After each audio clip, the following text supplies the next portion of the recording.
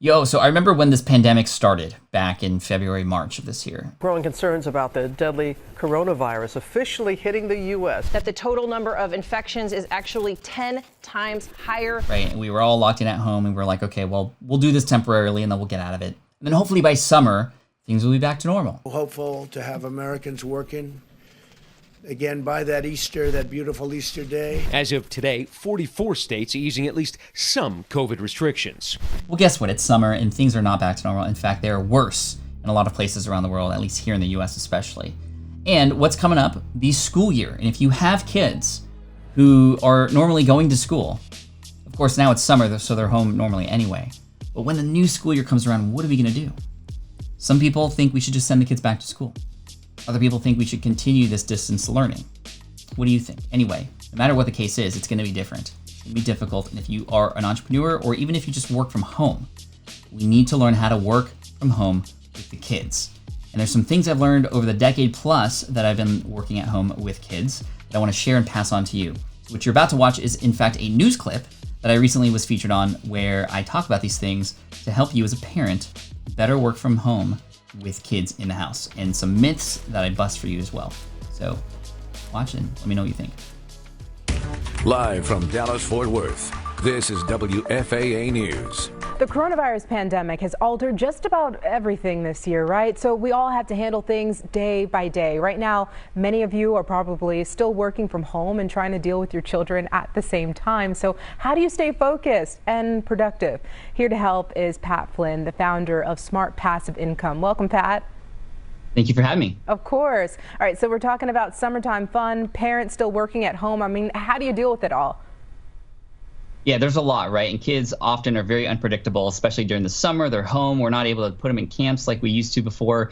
But I got two young kids. I've been working at home for over a decade now, and I've learned a few things I want to pass on to those of you who are dealing with this for the first time. The first thing that comes to mind relates to the chores and the errands that you might have to do. A lot of us think that when working from home, we need to have sort of a work day, like a 9 to 5, and then do those chores after. However, you actually have an advantage being at home where you're doing those chores and errands amongst your work. You can actually use those errands as productive moments in between your work, almost a way for you to take a productive break, as I like to call it. It removes yourself from the hard work or the Zoom fatigue that you might be experiencing, allows you to get stuff done like the dishes or whatever, or taking care of the kids' playroom or what have you. Then you get back into work, and by the time your work day is quote unquote over, you've also finished your chores as well, and you can be fully present with your kids and decompress and move from there.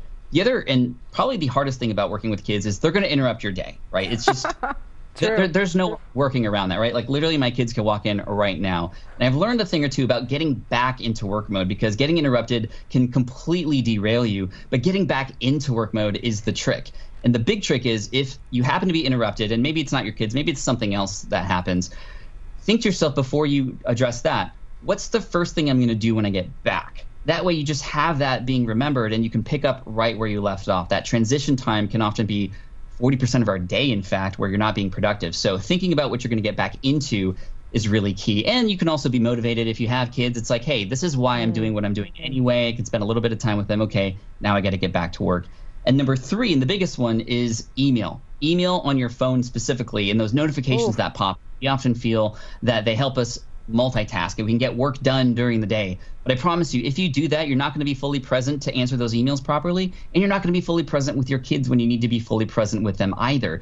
So have a container of space within your calendar to answer those emails, or only do it when you're in an office, in your home, or at that desk in the kitchen, and only allow yourself to do that. Take some discipline, but this way you're fully 100% with your work when you need to be, and you're fully 100% with your kids when you need to be.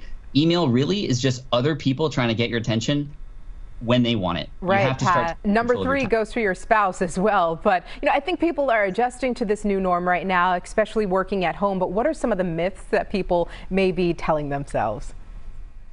Yeah, I mean, the biggest myth is that, like, things are crazy and things are going to go wrong and everything's, and it feels like that, right? Because there's a lot of things happening and we hear all the time new data, new interesting facts, and it just is hard to wrap our head around what's going on. However, the question I like to have you think about is this: well, what does this actually make possible? In fact, I was laid off in 2008, and I was going through a lot of tough times like people are going through right now.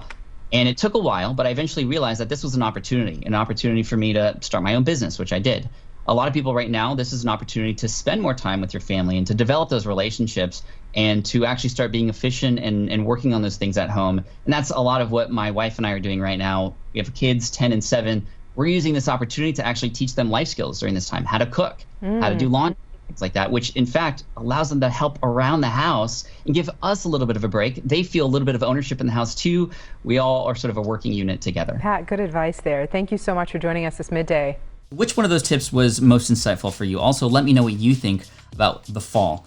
Where do you stand? Do you think kids should go back to school during this time, or do you think that we should keep them at home?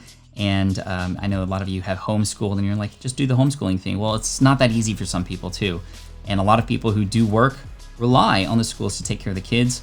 And now it's going to be more difficult working from home. How do we manage the kids? How do we work with the kids? Hopefully this video is helpful for you. Let me know in the chat below, and I appreciate you. Make sure you hit subscribe if you haven't already. And more videos coming your way, so hit that bell notification icon too so we can see when those videos come out. And make sure to catch me every morning on the income stream to help you grow and scale your business and help make things easier for you over time. Appreciate you. Thanks so much. And as always, Team Flynn for the win.